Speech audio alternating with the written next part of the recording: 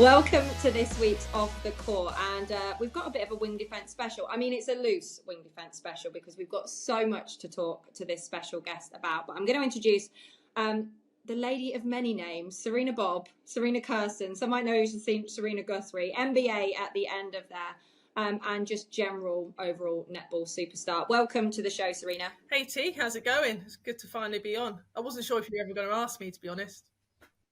Oh, please. I'll just clarify this right at the beginning. This is the only lady I know that we go, right, Serena, when can you come on? She's like, I've got a bit of a holiday and I'm here and I'm there and I'm everywhere. If you're watching us, you're actually going to be seeing her sitting in the sunshine. She isn't overseas. She's in the tropics of Jersey. And our latest plan is to get us all to move there. Is that the plan? That's the plan. It's the sunniest place in the British Isles. Everyone just needs to come here. We'll create an empire and be happy. I'm all over this. You're going to build me an arena, and I might whatever you want, mate. You just send me the list. I'll sort it out. Well, we'll get to your performance lead role at Jersey Netball in a bit, but there's so much to talk about. I'm going to start with the wing defence stuff. I upset a lot of the nation this week. We've got Beth, Cobden and Zara Everitt on the show just in a bit. We spoke to them after their game, London Pulse versus Loughborough Lightning, which was a cracking game. But yeah, we've got the wing defence. Now, you were a classic wing defence that was also made into a centre. Actually, what position did you start in? I actually started at goalkeeper because I was just so clumsy and cumbersome. They probably thought it was best to keep me at the back. I gradually, got a bit of control over my body, moved out to goaldie, wingdie, and then didn't grow, as you can see, the absolute, what it requires to be in the circle at international level is pretty insane these days.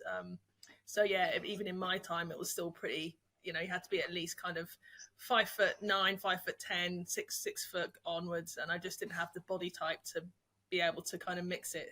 So I got kicked out into midcourt and then into centre to my complete horror initially, but obviously ended up loving the position by the time I retired. Yeah, well, just when I finished. I mean, I got one shot at centre against Jamaica and it was never again. I mean, it was like an 18-17 quarter, my first experience ever at centre. I was like, this is not for me. So let's talk about that wing defence specialist then, because you've picked up on there on the reading of the game. So we know you can teach the athletic ability. That's like, but you can get an athlete to the very best in terms of fitness, their technical, tactical. Where does the reading the game come from then? Yeah, so for me, there is an element that some athletes are born with it. And, the greatest example we've probably got in the game at the moment is Fumi Fidojo, who essentially it feels like she's writing her own highlight reel down in the defence end sometimes, and she's designing these incredible intercepts, but actually it's her ability to read the game, and that comes very naturally to her. And some players they are born naturally with that skill set. I think for others, it can be learned. So whilst it doesn't necessarily come naturally, I think to be a world-class wing defence now, you have to be able to read and understand game. You have to be able to understand structure and adapt very quickly, which is what you see players like Fumi being able to do, and almost taking these interceptions like she's catching them, like she's just stepping onto ball. But that, for those who don't have that, it takes time. And that's what I particularly loved about wing defence, is that it's almost like the older you get, the more, the older your training age, the more the experiences that you've managed to have on court, the more capable you are at seeing, those structures that are out in front of you, then being able to communicate it, and then also executing your role within that. So there's lots going on for wing defence, and you only have to look at what happens on a first, second face and a pass to realise that. There's a hot topic at the moment, isn't it? Not just across Super League, but I think also in SSN around, receipts and feeds from wing attacks in the circle. We know that, if you've got someone like Liz Watson feeding 40 goals a game, and we know that her feed percentage is in the 98th percentile, then, your wing defence has got a huge role to play to putting big playmakers, shutting big playmakers up and having an effect on the game defensively. So that's why it's such an integral position. And I do still think that the wing, especially the wing attack, wing defence position is a specialist position because of that, because their capacity to have a real impact on the game around centre pass, attack and defence.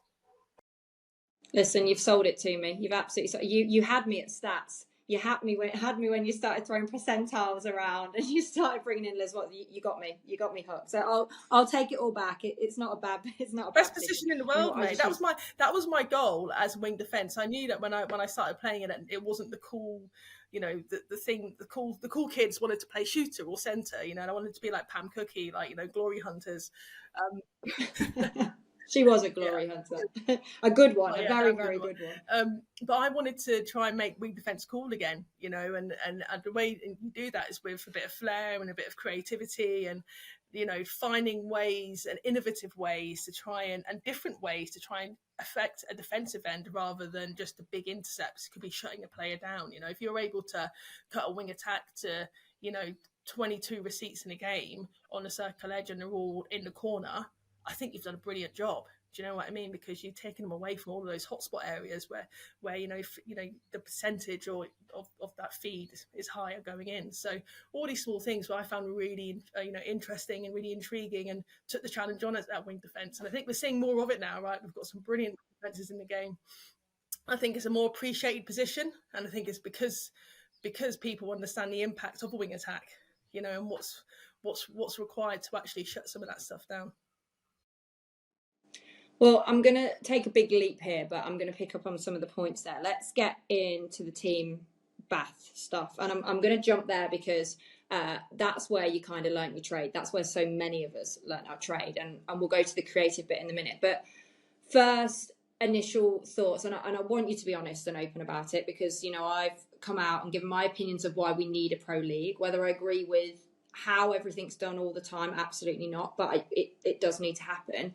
But for someone that was involved at Bath, I was, and then at Stars and at Storm, and had much time at Sirens with Scotland. You were Team Bath. So initial thoughts on that? Yeah, obviously it's really devastating to not see Team Bath's name on the new roster sheet for the Pro 2.0 NSL 2.0. I'll be the first to admit that it did hurt, because for me especially, like you say, is that I only ever played for Bath. When I was in Australia, I only ever played for Giants. When I was at New Zealand, I only ever played for Mystics. So I'm just like a one club kind of girl, always have been.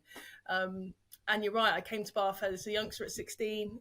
It taught me everything I knew around the foundations and the basics of the game and the sport. And I owe a lot to that franchise, especially, and the people who I met within it, as you know, the amazing memories that we created. So, it does cut deep. But everybody knows that netball needs to professionalise. We need to go in a certain direction. And there's also kind of that element to me where, like, I just feel like one day Bath will be back. It will be in a different capacity, but they will be back because it just doesn't. We can't not have a Southwest franchise. I think everybody's very aware of that. But I think Bath will be back, and it's going to be in a bigger, better capacity than ever. And I look forward to that day very much and being able to celebrate that. But it did cut deep. Just like it was a very emotional couple of weeks for everybody, understandably. But again, it's a really exciting year next year. And it's great to see that netball's moving in the right direction around wanting to professionalise and taking the sport to the next level and as seriously as it possibly can. And unfortunately, that comes with making really tough decisions. And like obviously Bath, not being a part of this incredible launch that's going to happen next year. So very sad day. But I am an optimist, and I do believe that it will be back bigger and better than ever, and it will be widely celebrated when that day comes. Well, you said cut deep a few times, and we used to have the thing, didn't we, at Bath, that we were a family, and if you cut our veins, we'd bleed blue and gold, and it was a special place, a place where a lot of us grew up. I used to talk about it was a bit of when it first began, it was sort of the misfits of the netball world. Like me and Rach Dunn turned up, and Sarah Francis Bayman, we had to grab her from football, and Pam was this wonder kid, but she'd come in from Milton Keynes, and then suddenly they'd just do these conveyor belts of all these kids from all the different areas. So you popped up from Jersey. We used to have Ebony come in from Surrey. Sasha came in as a goalkeeper, got turned to a wing attack. I mean, it was just this very bizarre, incredible creative place where many of us have taken our best friends from and still hang out with now. But I want to talk about your pathway experience, because that's probably been the biggest piece of this puzzle, and rightly so. A lot of people listen and go, tell me about the pathways, what's going to happen. But I think one of the things I've been trying to describe is the pathway hasn't been a linear journey for lots of players, especially players that have got to the very top. So I guess, first of all, touch base on your pathway experience, because you were brave. Like, you came over, and I always talk about you. I remember you just bumbling in, and that's my favourite word for you. And I say it in the most endearing way, but you kind of came in, bumbled in, just got on with the job, and you were like a breath of fresh air for all of us. But it was a real brave, tough decision. Yeah, it was a big one. I think at the time, the pathway wasn't as clear, I suppose, especially for a player like me, living in Jersey.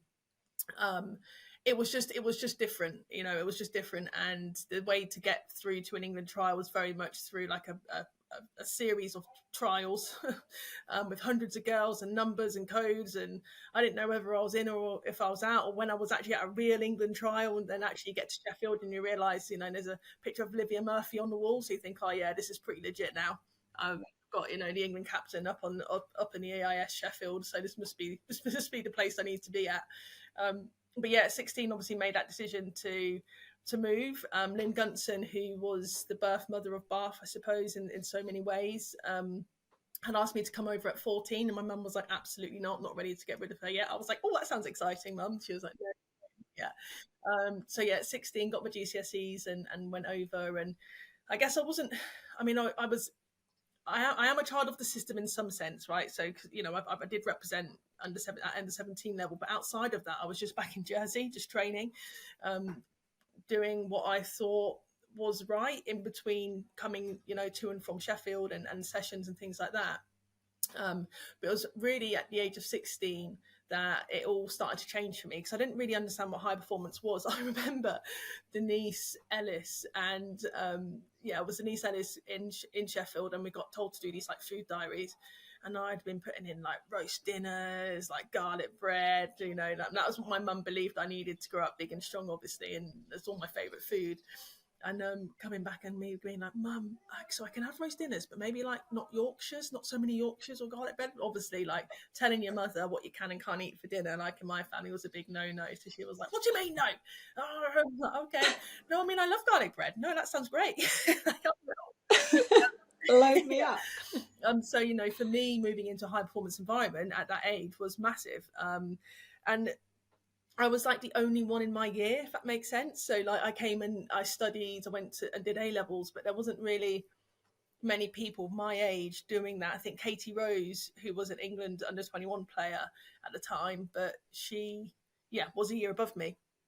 So I was kind of the only person in my little age group bumbling around Bath, I suppose, and was basically got taken under everyone's wing, which was brilliant, because I definitely needed it, being a naive kid from Jersey. But that was like, you know, my first real experience of high performance netball, what's required, high performance thinking as well, and understanding actually kind of like purpose and drive, and not just turning up to netball because I enjoyed it, because I saw that there were days where it was tough to get out of bed, but there was still an expectation to perform, and that was big learnings for me as well. So, you know, it was really one of the best decisions of my career, because I think if I'd moved any later, I may have missed that window of learning at such a young age, which is what now the girls in the pathway, I do feel like there's a better understanding earlier about what's required of them, whereas that wasn't necessarily as transparent for everyone, I suppose, when I was coming through pathway.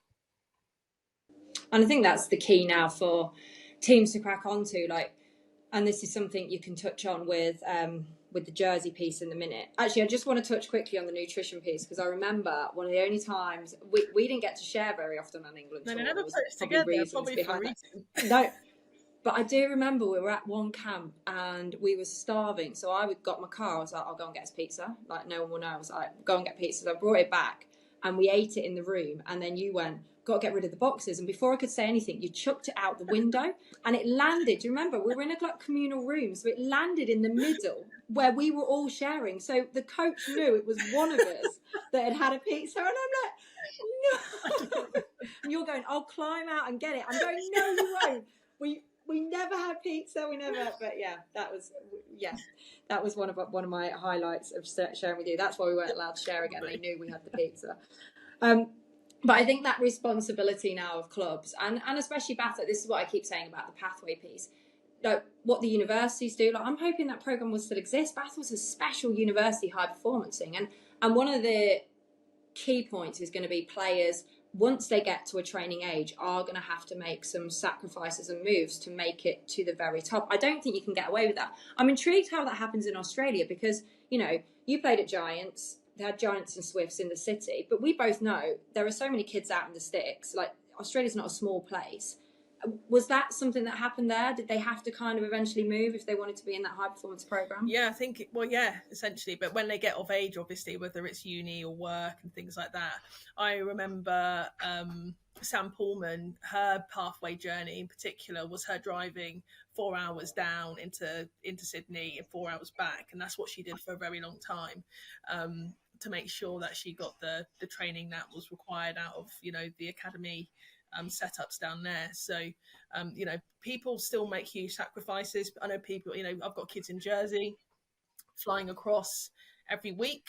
I've got a young girl, Grace, who's called Grace, who, you know, has been doing that for a good part of a year to make sure that she's getting her performance training sessions, and absolutely loves it, obviously, but huge commitment for the family, huge financial commitment, massive balancing act, obviously, with school at the age of 14. But, you know, the girls who want it enough and love it enough will do it, and they don't see it as an issue. And I think that will probably still continue.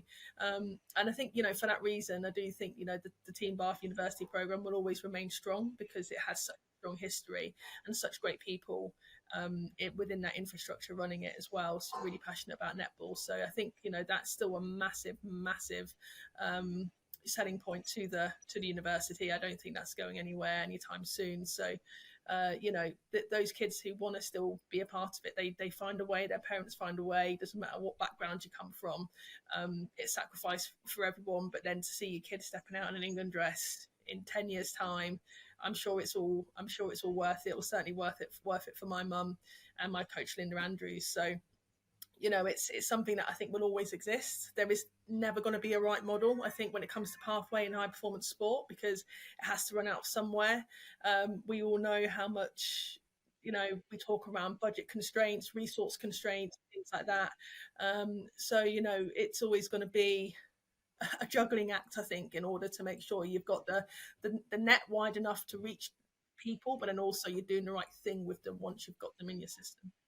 Yeah, I think that's really key, isn't it? You're right, there's absolutely no perfect model, and I think it's a responsibility of all the clubs now to make sure we are delivering on the levels we need to and making it as accessible as possible. You know, I was a bit like you. I was a state school kid. You know, I was from Leicester. I had to move because when I was playing, there was literally no Prem team in the area. My dad had to drive me an hour and a half to play in Derby. There was all these kind of things. I'm not saying it's ideal, and I think being involved in a club now strategically, I've had a couple of years to go, right, if this was perfect, what would it look like? And that's not obtainable. You know, you can't get perfect, but you can get as close to it. And I think that's one of the key things that we all need to be moving forward with. I want to talk about the high performance piece then, because we've mentioned it a lot. And let's get onto the England Roses. What we've seen the new full-time program come out. We've seen the new Futures group. There's some loads of exciting talent in there. What's going to be the difference over the next 4 years that we can back up at a World Cup and a Commonwealth Games? Because we're so close, right? And look, I don't mean necessarily the wins. I don't mean a goal, because we know how tight international netball is. But to the point where we know we can, you know, if we have that game. And I think we've probably had things before where you're like, yeah, with this group probably, or, you know, that kind of thing. What's that next step?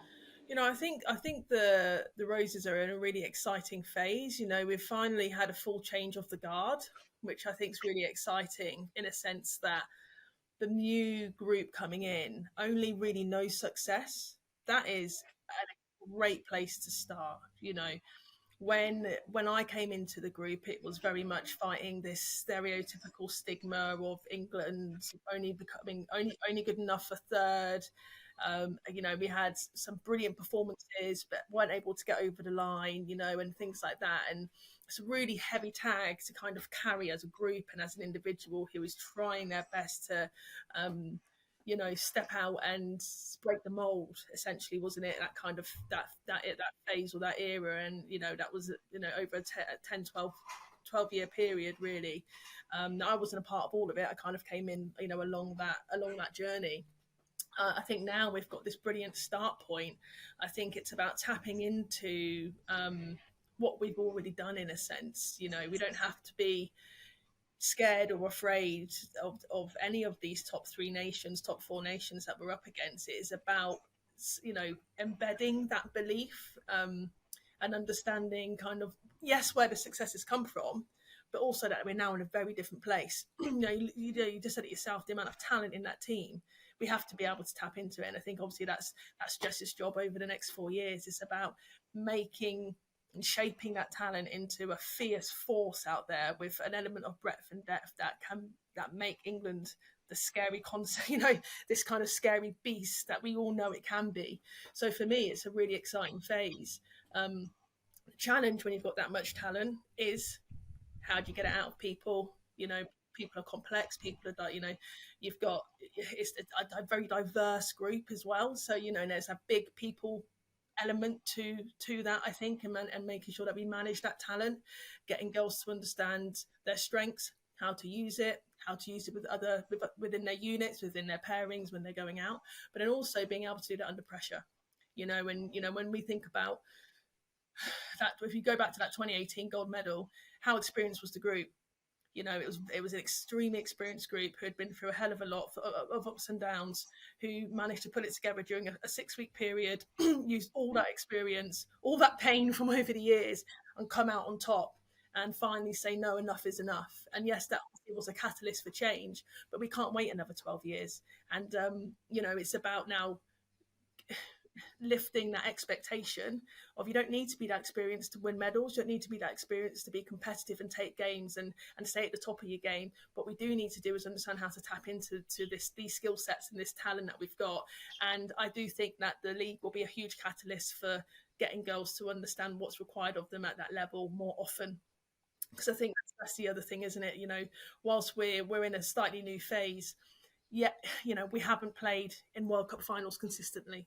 You know, that was a whole new space. What an exciting week, brilliant week, you know, to be a part of, but still quite green in that, if we're being really honest. But funny, isn't it? Kind of like the expectation has shifted so much now. It's like, well, you know, we just should be doing this, but actually we've the inroads that we're making are huge. But because of the level of expectation on this next group, it's almost like, oh, well, but we just want more. So it's about managing that expectation internally for the Roses and making sure that the athletes and the players aren't feeling that pressure too much, and building that belief framework and culture system to make sure that they can tap into themselves when the time comes. And I do believe that, you know, there's so much more to come from the group that have been named, you know, recently. So it's a really exciting kind of phase for the Roses going into the next couple of years, and I'm looking forward to, you know, being a fan of the game in a sense and seeing how they progress.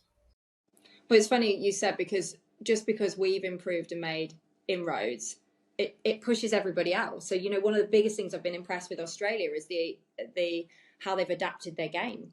You know, they're not just I can't say bog standard about the Australians, but I mean that, you know, one-on-one, cut and hard drive. Like, there's so much more creativity, how they've developed a rotating circle, how they've brought in players that we didn't see when we were playing, like your Greta Wetters, your Jamie Lee Price, you know, how they've adapted and changed to some of these different styles, how they've thrown out a zone, for God's sake. Like, where did that come from? And I think what I've been most impressed about is that what they've been so good in tournaments is they take losses now, and yet they've completely tactically changed by the next thing. And I think that's where we got found out in the World Cup final, is that Australia were able to compete with us and they were able to tactically change and go again. And you talk about experience there. And I think, like you said, experience doesn't have to start at this level. We can now come in, we've got some experience, and it doesn't necessarily need to be minutes under your belt, but it's about other experiences. And one of the big pieces for me is the culture piece that you tap into. Now, when people ask about culture, I hate that question almost, because it's not just as clear cut as, oh, if you make a happy environment, everybody's great. It doesn't work like that. But you had a really interesting role in the Roses program. Do you want to explain a little bit more about that and how integral you think it's going to be? Well, it was, and how integral it's going to be moving forward. Yes, I mean, I'm always going to say that culture is incredibly critical, I think, to overall performance in any team environment. I think it's my role coming in for that particular campaign was a really exciting one, right, for me, because I knew the team really well, I knew individuals really well, just from playing with them, understood their personalities, which really helped to guide me with some of the things that I was thinking of or suggesting to Jess or suggesting to leadership group as we kind of journeyed through that particular prep phase. Ultimately, my job was to be a bit of a barometer, really, and ensure that the girls were living what they wanted to be from a cultural perspective, and finding ways to insert some things in an organic way to make it feel like it was life, like the air you breathe, essentially, which I think when you're doing culture really well, that's exactly what it feels like, so it makes everything feel a lot easier. So anything attached to any psych work that you're doing, any behavioural work or standards work that you're looking at, you can call things out a bit more easily because your culture's good, there's more psychological safety there, you make fun of all the niggly things even under pressure, so when I think about it being done really well, that was kind of my aim as someone coming in to facilitate the athletes in that space. And it was a really fun job for me, obviously knowing the group and getting really excited about some of the performances I'd put together in the prep phase. So it was good fun, and ultimately the girls were so incredibly open, tried everything, made fun of everything. I very much was down in the trenches with them. It wasn't about me talking at them. It was like, well, what about this? Or, just pulling out little things that they were suggesting and trying to bring it to life. And we had a hell of a lot of fun with it. And all you want when you're in that privileged position is for it to have a good impact and for them to feel more prepared than ever and more connected than ever. And that was really my main couple of goals going into the group. The word that came up there all the way along is fun, and if I had only one word to describe you, it would be fun. Serena Bob, fun. There's never a dull day. Like, even when we have our serious conversations, the dog goes mental, and we get on. So, I mean, you are the ultimate. I played with you, watched you grow up. We had a lot of fun on and off the court. One of my favourite stories was when we were on tour in Australia and you got cling film to a chair and we sent you down to the Australian floor with like "I love Norma" printed on your chair. Yeah, there were good times. But did the next group get that fun, Serena Bob? Did you kind of lead that in there? Did they see that side that, ultimately made you so valuable to any team? Well, I wasn't cling filming athletes and taping "I love Australia" to them, if that's what you're asking. But I think, is that why we didn't win a gold medal? Is that what happened? Damn it! Do you know what? It was interesting coming in because obviously there's that element to me where I still feel like I'm a player even now. When I'm in those environments, and I just want to saddle up next to someone and just start having a bit of banter, a bit like But me and Alicia Skulls, actually, we don't know each other that well yet, but I'm just kind of that person who like is very comfortable with anyone very quickly and kind of just get. Oh, I know. So there was an element where I had to just kind of just rein it in just a little bit, and the girls sometimes laughed at me, kind of seeing me doing that. But that was also kind of why Jess placed me in there as well, because she knew I could be me. Like I don't really know how not to be in that sense. In terms of in that environment, it's something that's still continued on around. This openness to being who you are and accepting who you are in a Roses environment. That's something that they've been building on just through the years, and something that still exists. So for me to come in and be a bit wacky, offer what seems like ridiculous suggestions to people, like the girls, they're open to it, and also like I'm comfortable being knocked back, because to be honest with you, even when I was a player, no one listened to me anyway. Like people were like, yeah, whatever Bob, so it was good. I felt like I could be me and I could offer that element of freedom and fun to that kind of cultural space. And also kind of as a facilitator, that's how I work anyway. And sport's hard, right? Performance sport's hard, sport at that level is hard, and if you can't bring that like lightheartedness, that element of fun, but knowing that there's a balance, and there's also an underlying message, and direction and purpose to what you're doing. That's also really important. So getting that balance right, I think, is key.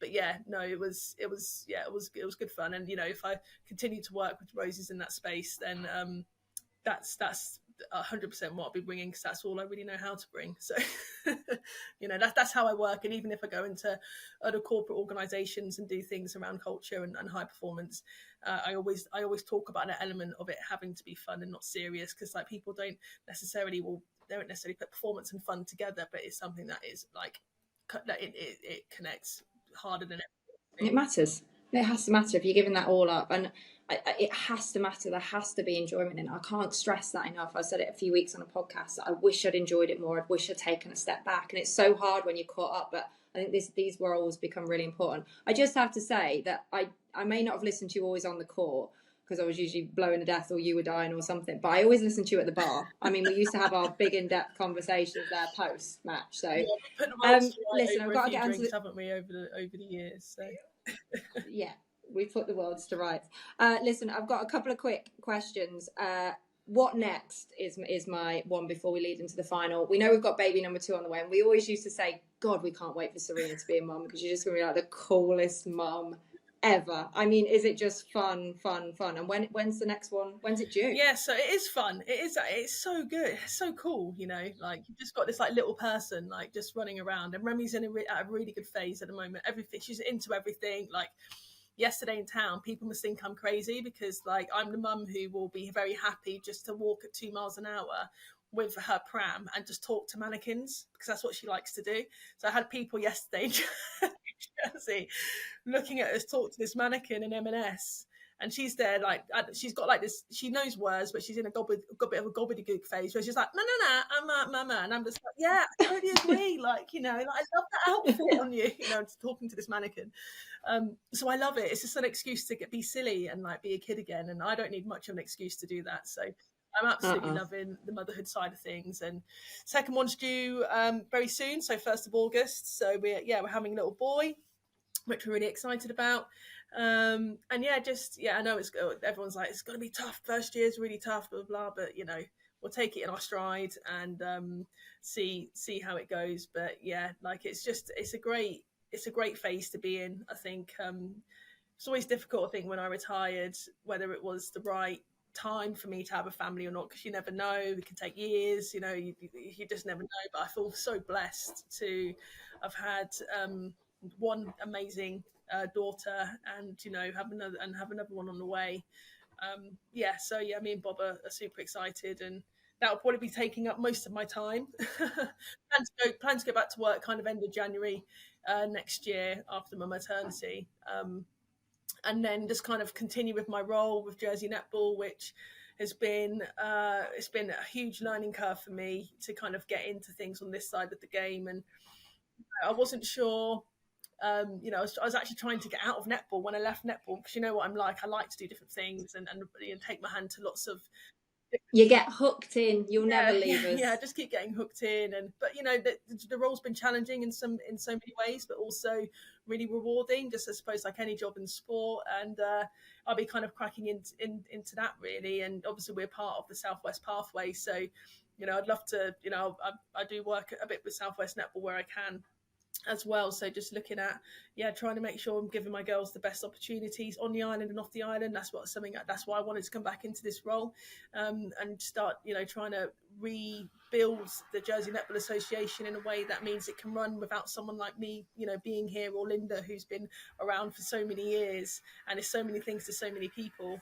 But the amazing thing about netball in Jersey is that it's so popular. We're an amazing beast. We've got thousands of women and girls coming through our programs every year. We've had Southwest Netball actually come and do a tournament over here as well this year. So, we've got lots of really exciting things coming on. And I'm just trying to make sure that we are felt and we're heard, and we've got a presence in this whole new 2.0 phase that we're about to enter, right? Because it's important that we keep up with the times. So hopefully I can do that and set things up in a way that means that we're good for another 80 years in Jersey. and we get another Serena Bob. I mean, that would be nice. That would be. I mean, there'd never be a second, but you know, along similar lines.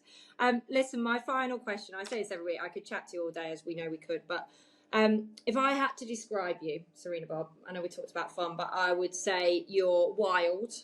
You are free-spirited, but you're a deep soul. And one of the things I've admired the most is that you've always done things on your terms. Always. Whether that is netball, family life, whatever that's looked like, it's been on your terms. And that's not easy to do in performance sport.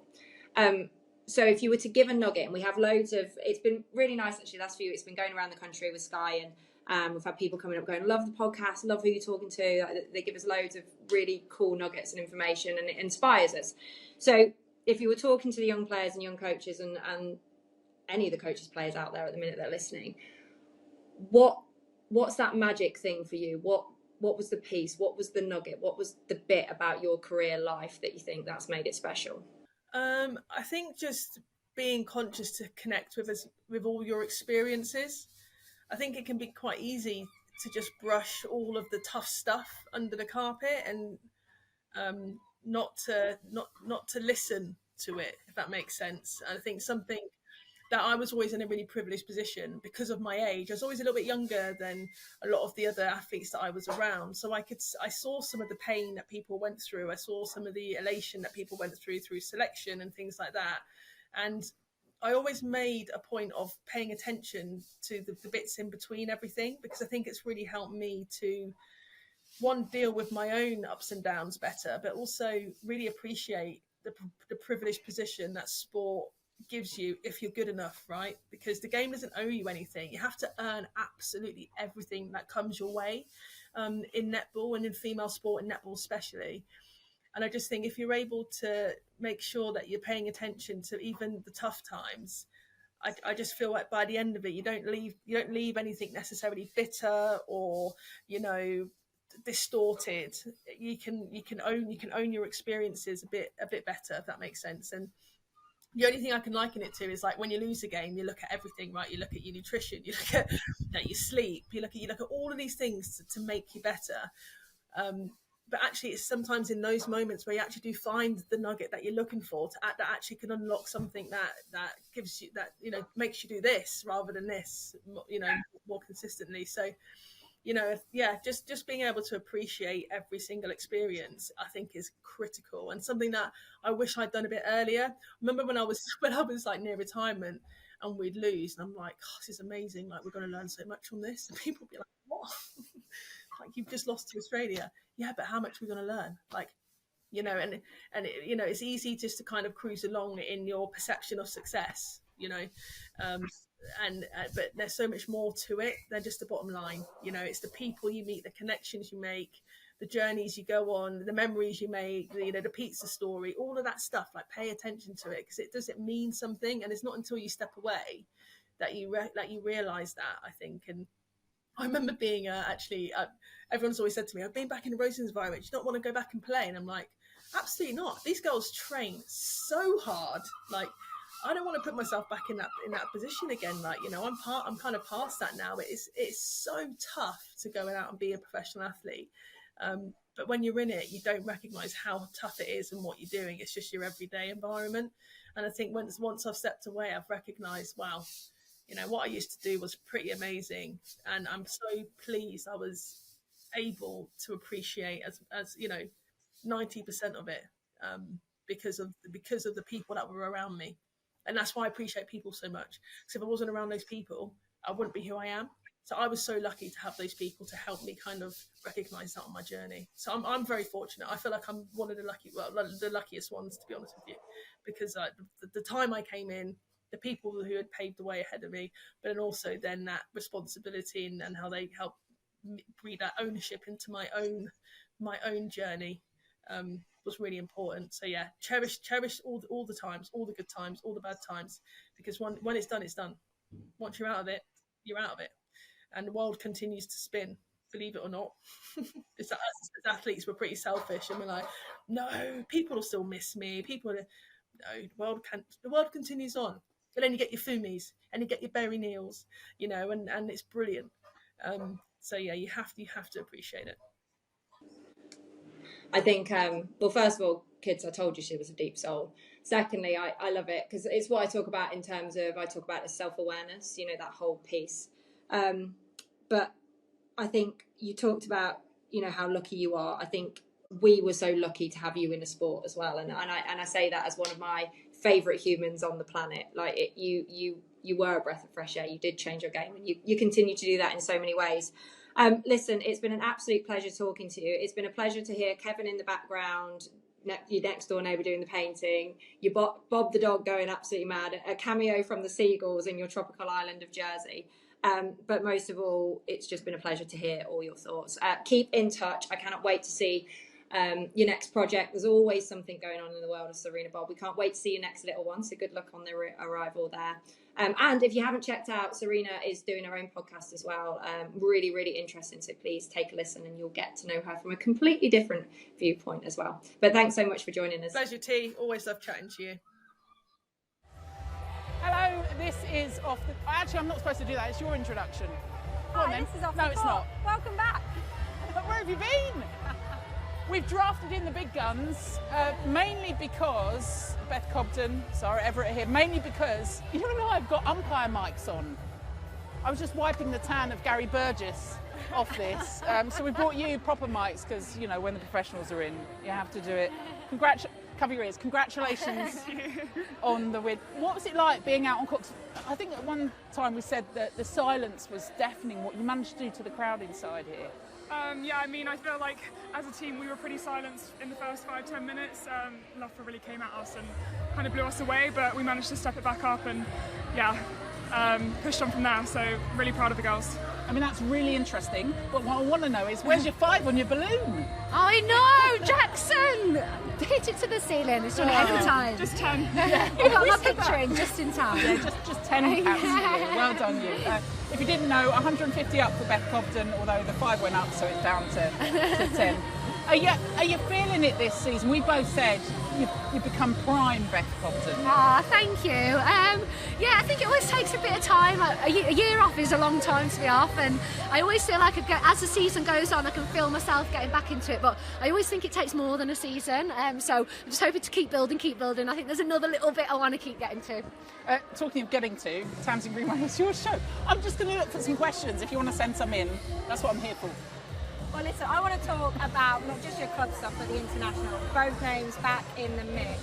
How excited are you to be back in that full-time programme? Yeah, I'm really excited. I mean, last year it's like tough to miss out when you know that the girls are performing really, really well, and obviously knowing what it's like to be in that environment and then not being part of it is hard, but it made me really hungry to get back into it this year. And Beth, you just said it takes more than a season. So does this mean when we get back into England, you're going to be at... This is what I'm hoping. I mean, you're doing pretty well at the moment. It's not too bad. But I mean, for you, a big piece of the puzzle, right, to get back in and put your name out there and get back into the rosy strippers. Yeah, it was a bit of a shock, to be honest. It wasn't my plan, to be honest, to go back into it, but I've had some great conversations with England, and they're going to really work with me and try and manage my body, because that's what it is for me. It's the injuries, and that's why I pulled myself out of it last year. So I'm getting older now, and I've got one last crack, and I just thought, you know what, I'm going for it. That's my umpire. Jess has a question on that. Jess plays netball. Thank you for getting in touch. Says, Beth, do you have any tips on coming back from injury? P.S. She says, it's been amazing this season. Lots of heart emojis. I think it's just setting yourself little goals, and so you feel like you're achieving something, and looking at the big picture, not focusing what other people are doing, and you just got to ignore that, and you just got to think, I've just got to do my best, and that's all you can do, and see what happens from there, really. And the team's been great, haven't they? They've adjusted a few things in training, specifically for you. Yeah, I think I just like, if I'm feeling tired, like I'm sorry, I think I need to miss training today, and I'd like look for deload where I can, and they've just been really good with listening to me on it. So yeah, fingers crossed. Just want to keep fit and just keep playing. I love playing, so yeah. Well, I might get a warning or a suspension for this, because I'm lowering the tone slightly. This is not a most serious question, but Bethany, and I really want to know this as well. What is your favourite game day hairstyle? And I have to say, like the Pulse girls, it's good. If you follow any of them on social, there's a lot of gel that I tried today earlier. Bark was not helping me out at all. Sorry. But What's your answer to this? I mean, at the moment I am going for a slick back bun. Like, it's so basic at the moment, but it's just so good. I think the problem with it, because it's so simple, you have to execute it really well, and I'm not demonstrating that well today. Hang on, what are you rating mine? No, yours is good. Yours is good. I've got to say that. No, it is good, but there's just so many good slick back buns in our team that it's hard to compete. It really is. But my sister's like the team braider as well, so she also does some good, like, you know, 2 little braids. Well, I do have another question about this. What's it like playing with Darcy? Yeah, it's so much fun. I think at the beginning we were a bit sceptical about how training would go because, I mean, many a year of me shouting at her, like forcing her to do ball work with me in the summer holidays, and she's 6 years younger than me, so you can imagine it's probably not a fair fight for a lot of the time, but now she's 6'2", playing amazingly well, and I'm just so proud of her whenever she steps on court and the way she slots into the team. The jelly babies are running low, so we might not have you for much longer because that's how we're keeping you here. But Sian says, how can we change the reputation of wing defence from being the most underrated position, Sian's word, to being the most valuable? Do you know what happened from your game? Sorry to bring this up, but when Izzy got taken off, who left the court? The wing attack. We stayed on the court. Wing defence is more important. It's true. I feel like, I mean, everyone knows this. We're underrated. Like, that's the story. I feel like this myth's been busted by now, you know. Hopefully we're proving that. I don't know.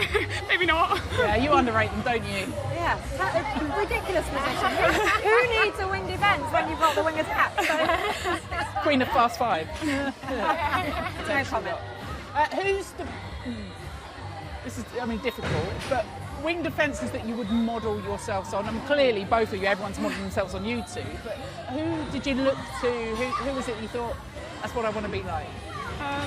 I mean, corny, but I remember when I think it was like under 21's Netball Europe or something, and Tracy Neville was one of the assistant coaches, and she kept calling me Beth Cobden, and I was like, that's not my name.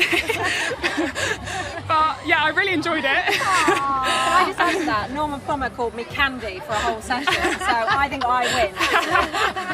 That's a great name. Yeah, so I mean, I've always looked up to Beth. I feel like when I was younger in particular, I would try and style myself after Beth, and hopefully now I've developed my own style of play, but Beth's a great player, so I've always looked up to her in that respect. Can I just jump in on this? As obviously the game's changing, you know, sort of being one position only is going to be difficult in pro level. You're going to have to be an out and out the best wing defence or the best wing attack to get into these squads. If there's sort of one tip, as you two both play predominantly wing defence, I know you kind of cross over, but if there's one tip in defence that is crucial, what would you say it is?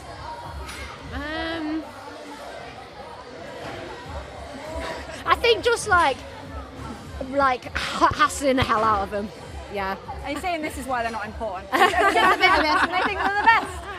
Bit of that, jelly baby. Bob's your uncle and we won. Simplest way to play netball. Right, you two potentially coming up against each other in the teams again in the semi-finals. How does it work, this kind of playing each other so close, and does that play into anything? Do you learn anything? You try not to show your hand, or is it just go and play it? Go and do that? I mean, I think our hand was forced a bit today when we had like a half different team, so you've probably seen it all from us. No, hopefully we've got more to give, but I think we've been really lucky in the last 3 games running into the finals that they're all tough games. Like Thunder last week really prepared us for this game. We knew that we had to step up physically and also adjust to umpires' calls and things like that. So I think it's a good thing to play so close to the finals. Yeah, I agree, definitely. It's not, well, for us it's almost, there's obviously you've got Berry and List there, it's completely different, isn't it? So, but I do think having these games leading in, like, you've almost got sort of like 4 or 5 finals in a row, really, haven't you? Yeah. Which is brilliant, it's what we want. And a little thing on suspensions, because we talked about it a lot. I know you've sat on one. I've had the naughty chair. Yeah, you've done that, yeah, they're telling up. Are you thinking about that at all now? I think the 2 games thing is really big for players, and you know it's hard because it's like you want to still challenge ball, but you're then like, oh, if I go for this ball and hit someone, I think then you can risk. So there is definitely that there. I think if the 2 game thing wasn't a thing, then it would be all right. Yeah. But 2 minutes off doesn't make much difference, I don't think. It's been... Do you think? No, not when you lose a wing defence. It makes no difference. Yeah, or you have 2 minutes in one game. also not good like we did last week. But you've ridden it. You've done it. You know, at least you've experienced it now. Yeah. It's nothing strange. Right, do you want to get rid of one defence at a time or both wing defences at once? Both. Suspension, they got. All right, suspension 2 minutes. You can't drop the mic, you'll get in trouble. Thank you both. A safe journey home. I know it was a long one up. Beth, great to see you back on the court doing so well. Off you go with your hero. Feel free to join hands and skip it. All right, no. Oh, just not going to happen. Off they go. There you go. They're getting signings over here as well. So many of the young fans have stayed behind. I know we talked a lot about the fans over the past few weeks with what's happening with the new league coming, but you can see when you can see your idols out on court what it means to them as well, as proof by Zara talking about Beth. Yeah, absolutely. And I think this is going to be a really important piece of the puzzle, isn't it? We talk about the visibility. We know there's going to be some barriers along the way, but it's really important we keep talking about those players, keep showing them in different ways, and keep inspiring the next generation. And those two are quality. Just even their chat before, they do go at each other on court, but off the court there is so much respect for each other.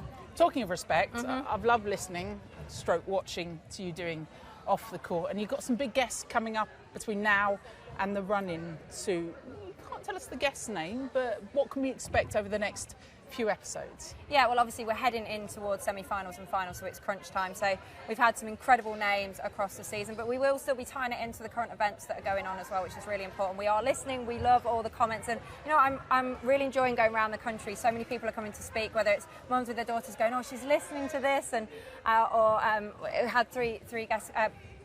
Fans coming over then just saying, it's been absolutely brilliant. Thank you for being honest and talking and showing our game in a different way. We're going to get you back a bit as well, right? No, not now. I've got the umpires, Mike. I'm not letting it go. You'll see me in the services on the way home, just suspending people everywhere I go. Before I do that, talk about opinions. I know I've gone on about it. It's unlike me to go on about these suspensions. Beth mentioned it there, that 2 matches hanging over players. Would you like to see them scrubbed before finals weekend? So as it stands at the moment, if say Alicia Scholes was to come back, play in the final game of the regular season and pick up another suspension, that would be her 3rd of the season, and she'd then miss both the semi-final and the final, so you get two that you go from, right?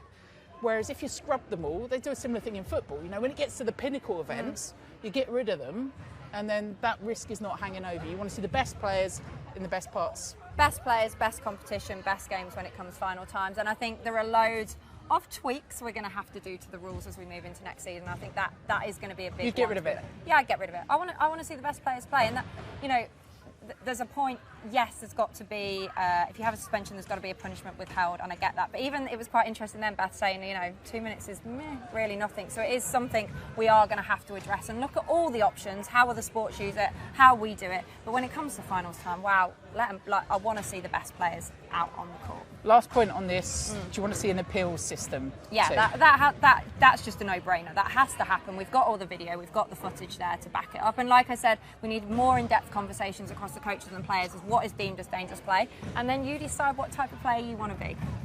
So, my final act as umpire tonight, I think you mentioned to me that you would happily sing a song and a dance to see us off into the night, because it is student night here in Loughborough.